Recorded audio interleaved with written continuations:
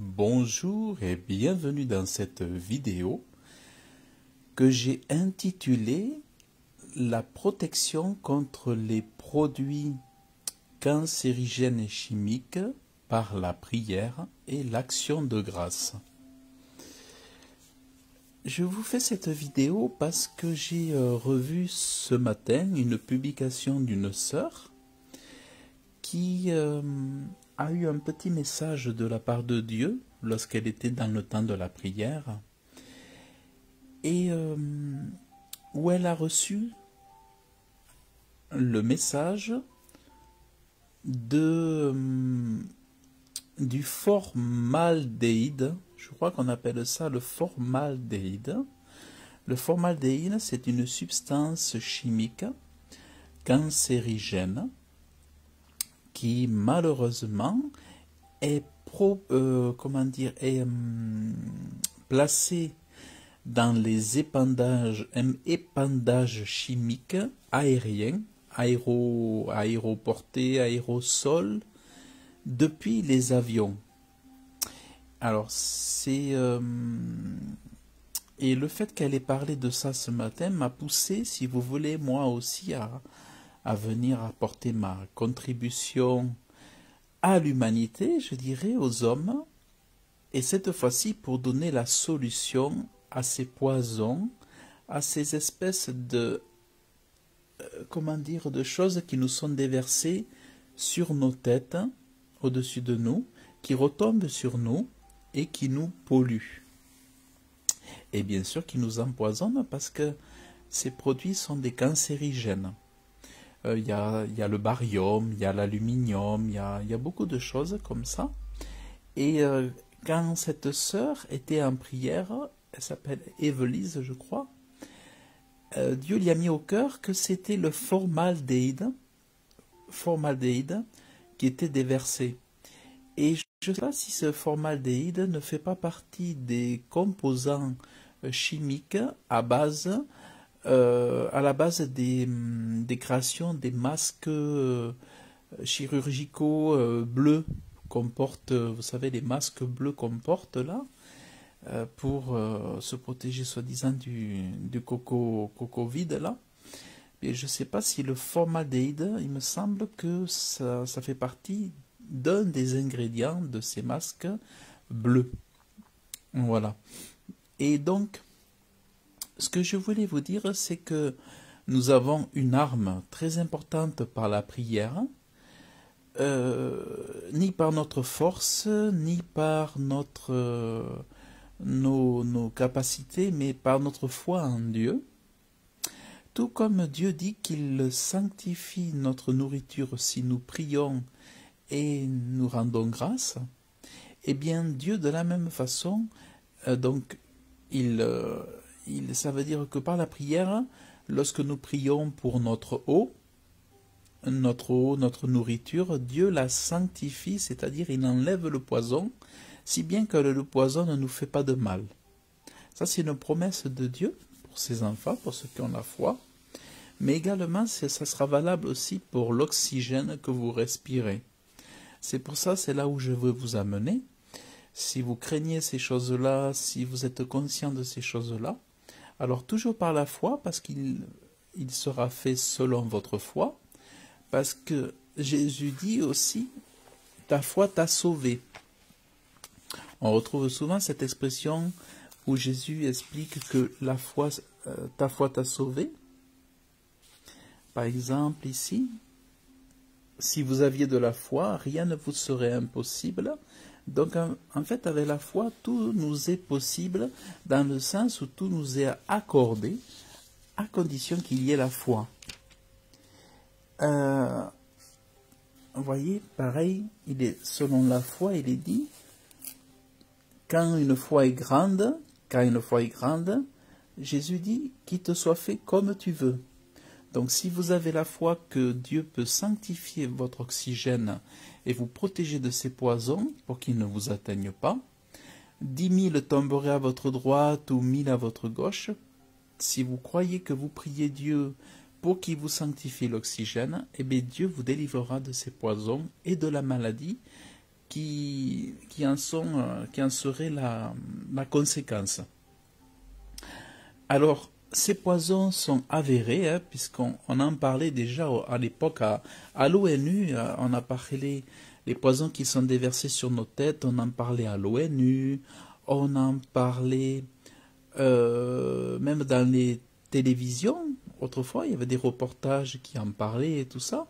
Moi, sur ma chaîne YouTube, j'en avais publié des vidéos où on en parlait. Et dans le livre de Claire Séverac, on retrouve ces notions d'épandage, vous voyez? Vous voyez les traits ici, là? Ce sont des chemtrails, non pas des chemtrails, mais des chemtrails, des traînées chimiques. Chemtrail, ça vient de chemical, trail, chemical. Et les traînées chimiques ce sont pas des traînées de condensation normale et logique des avions. Ce sont vraiment des produits artificiels qui sont ajoutés dans des systèmes des avions, en fait.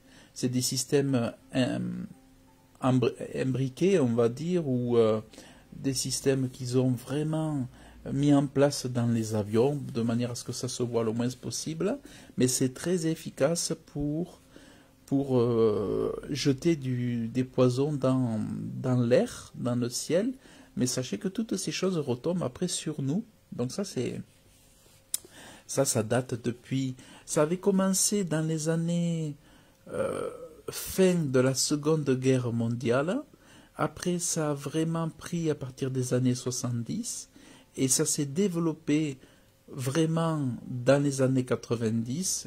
Et ensuite, alors là, depuis... Moi, j'ai commencé à voir ça depuis 2003, dans le ciel. Je me suis interrogé, j'ai dit, mais c'est pas normal. Et en 2003, j'ai réalisé que tout ça, c'était... il y avait du poison qu'on nous jetait sur la tête. Et vous avez donc dans le livre de Claire Séverac tous les détails, avec les dossiers, elle donne toutes les références et tout ça. Et elle reprend, c'est rigolo, une parole de la Bible, mais elle dit le contraire, là, elle dit « Ne leur pardonnez pas, ils savent ce qu'ils font ». Dans la Bible, Jésus disait « Pardonne-leur leurs fautes, car ils ne savent pas ce qu'ils font ». Et vous voyez, elle a repris un petit peu, mais en inversant, mais... Donc ici, nous avons, je ne sais pas si je vais trouver le plan ici. Alors, je vais essayer de trouver le plan.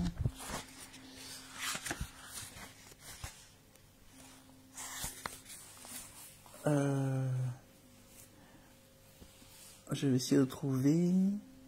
Voilà. L'air que nous respirons, vous voyez, l'air que nous respirons. Et ils ont commencé à nous pulvériser comme des insectes, vous voyez. Ils ont commencé à nous pulvériser comme des insectes. Donc, en fait, Et elle prenait l'idée que aux États-Unis, les quelques Indiens qu'elle avait rencontrés, Claire, racontaient qu'ils regardaient beaucoup le ciel et ils étaient déjà conscients, il y a quelques années en arrière, qu'on était en train de les pulvériser comme des insectes. C'est ce qu'avaient dit donc ces hommes-là à Claire Séverac. Donc,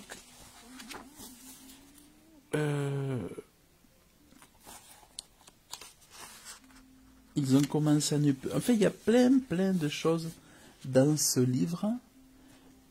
Il y a plein de choses. Alors, je ne sais pas si je vais pouvoir trouver... Je suis en train de regarder si je peux vous partager certaines...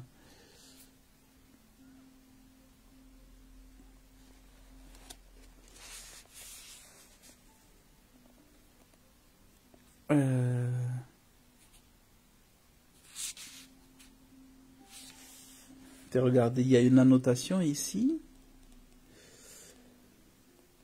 Les représentants officiels d'une agence gouvernementale ont dû signer une clause de confidentialité. Ils ont dit que le gouvernement allait payer notre compagnie aérienne comme d'autres pour lâcher des agents chimiques spéciaux des avions commerciaux. Vous voyez? si les gens savaient que les avions sur lesquels ils voyageaient dispersaient des agents chimiques dans l'air, les groupes environnementaux feraient un scandale et demanderaient l'arrêt des épandages. Et là, l'un des employés a alors insisté, mais si les agents chimiques sont inoffensifs, pourquoi ne pas dire au public que c'est ce que c'est et pourquoi on les vaporise? Au dire du témoin, l'homme de l'agence sembla perturbé par cette question et répondit sur un ton autoritaire que le public n'avait pas besoin de savoir ce qui se passait et que ce programme était dans leur meilleur intérêt.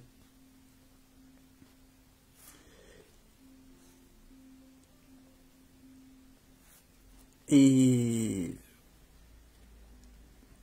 franchement, j'ai peur et je me sens aussi extrêmement coupable d'être au courant et de ne pouvoir le dire à personne et de travailler pour une compagnie qui empoisonne les Américains. Vous voyez?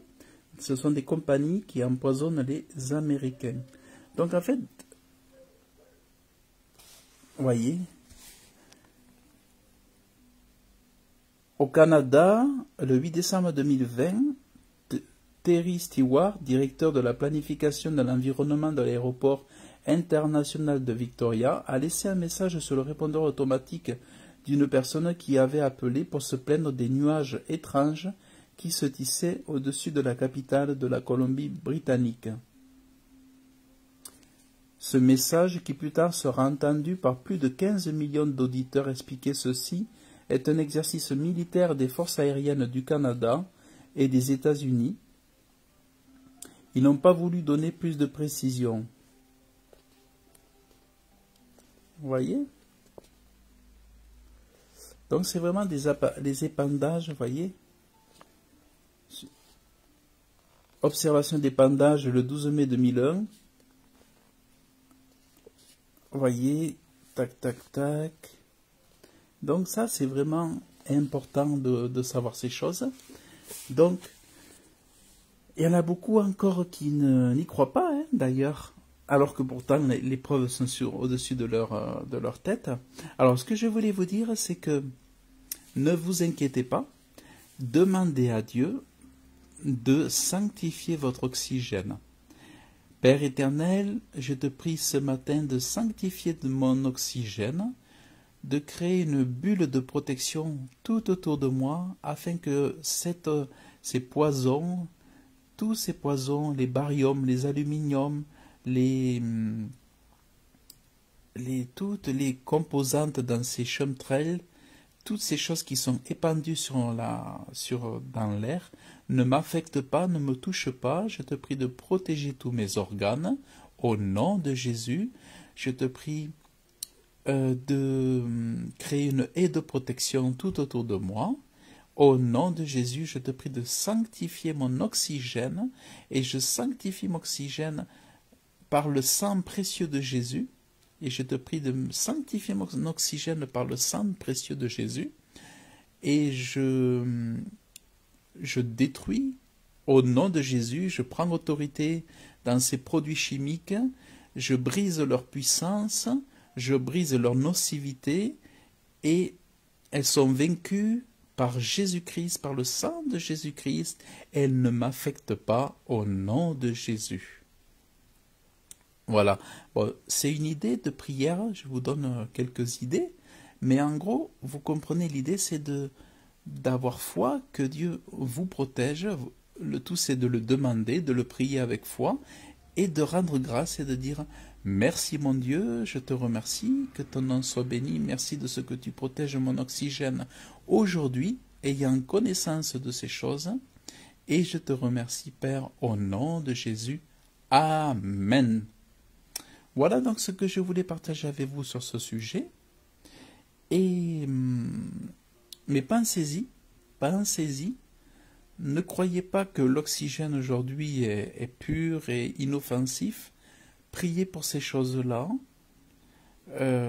Croyez pas que s'il y a autant de cancers, de problèmes de thyroïde, de problèmes de santé, problèmes c'est à cause de ces choses-là. Vraiment, ne soyez pas incrédules, parce que le manque le manque de connaissances, ça tue les gens. Les gens qui veulent rien croire, rien savoir, qui disent mais non, tout va bien. Et ça, c'est un fléau, c'est un fléau. Quand on leur dit les choses, ils veulent pas, mais non, ça va. Mais c'est important de regarder. C'est important d'aller vers la connaissance. Regardez. Le manque de connaissance dans une âme n'est pas une bonne chose. Le manque de connaissance dans une âme n'est pas une bonne chose. Si celui qui manque de connaissance et qui se détourne de l'information réelle, de la vérité, c'est mauvais pour son âme, c'est mauvais pour lui. Et après, même, il se met en colère contre Dieu, puisqu'il se dit, mais pourquoi Dieu m'a pas gardé? Pourquoi je suis malade? Pourquoi j'ai des problèmes? Et aussi, c'est parce que quand vous recevez de l'information, une bonne nouvelle, par un messager qui a de bonnes nouvelles pour vous et que vous vous en détournez, eh bien, vous récoltez ce que vous avez choisi. Si vous choisissez d'entendre les choses qui sont dites, eh bien, vous aurez une issue meilleure. Vous voyez, la folie de l'homme pervertit sa voix et son cœur s'irrite contre l'Éternel. Et après, les gens s'irritent contre Dieu parce qu'ils ne font pas confiance à Dieu. Et regardez ce qu'il est écrit. Celui qui acquiert du sens aime son âme. Et celui qui garde l'intelligence, c'est pour trouver le bonheur. Donc, ayez de la connaissance. Ayez du raisonnement. Ayez de l'intelligence. Sinon, après, vous allez vous plaindre contre Dieu de tous les malheurs. Quand on vous dit qu'il y a des poisons qui sont jetés sur vos têtes, qu'il y a des problèmes de santé, c'est parce que il y a des gens mauvais qui sont les élites de ce monde, qui sont des eugénistes, des meurtriers, des assassins, des pédophiles, et que le paradis sans Dieu n'existe pas sur terre. Et notre paradis réel sera au ciel, bien que pour les croyants, pour les chrétiens, il est déjà au-dedans d'eux, dans leur cœur, c'est déjà aussi une forme de paradis sur terre, mais dans leur cœur. Mais sur terre, nous sommes attaqués. Il y a des ennemis partout, des gens qui ont des milliards, des trillions de milliards, et qui veulent la mort de l'humanité. Ne rigolez pas, ne soyez pas naïfs avec ces choses-là. Commencez à être intelligent et sortez de la folie. La folie, c'est l'aveuglement, c'est comment dire, la légèreté, la naïveté, c'est la distraction, tout ça, mais commencez à ouvrir les yeux, n'ayez pas peur de la vérité. Il faut toujours s'affranchir de la vérité, il faut toujours faire face à la vérité, parce que un jour ou l'autre, on y sera confronté, et peut-être après, il sera tard. Donc mieux vaut saisir ces choses-là, et prendre les remèdes pour nous protéger. Donc, par la prière et l'action de grâce, Dieu nous protège. Dieu sanctifie notre oxygène. Père, au nom de Jésus, je te prie de sanctifier mon oxygène aujourd'hui. Je te prie de me protéger et je reçois la protection. Je reçois cette grâce. Merci de ce que tu sanctifies mon oxygène contre les chemtrails, contre les poisons. Merci de ce que tu me protèges de l'aluminium, du barium et de ces produits qui ont des noms bizarres que je ne me souviens pas. Merci mon Dieu de me protéger, protéger ma famille, protéger mes amis, mais c'est important que chacun prie pour lui. Ne vous attendez pas à la prière de l'autre, mais priez pour vous. Tout comme votre salut vous appartient, que chacun travaille dans son salut, travaillez aussi pour que Dieu protège votre oxygène, comme vous demandez à Dieu de vous protéger, de vous conduire dans cette journée. Demandez-lui aussi, pensez-y, protège mon oxygène. Tu vois tous ces poisons, tous ces cancers, toutes ces choses-là, Père, protège-moi au nom de Jésus. Voilà, c'est vraiment ce que je voulais partager suite à un message que j'ai lu de Evelise, une sœur, une chrétienne dans la foi. Et donc je profite de faire ce message pour qu'il puisse être profitable au plus grand nombre. Voilà, donc écoutez, que Dieu vous bénisse abondamment. Et si à l'occasion vous avez possibilité de lire ce livre de Claire Séverac, eh bien, vraiment, lisez-le, vous allez voir que tout ça, c'est du réel. Voilà, allez, que Dieu vous bénisse abondamment. Dans le nom de Jésus, passez une bonne journée et réjouissez-vous toujours dans le Seigneur. Que Dieu vous bénisse abondamment.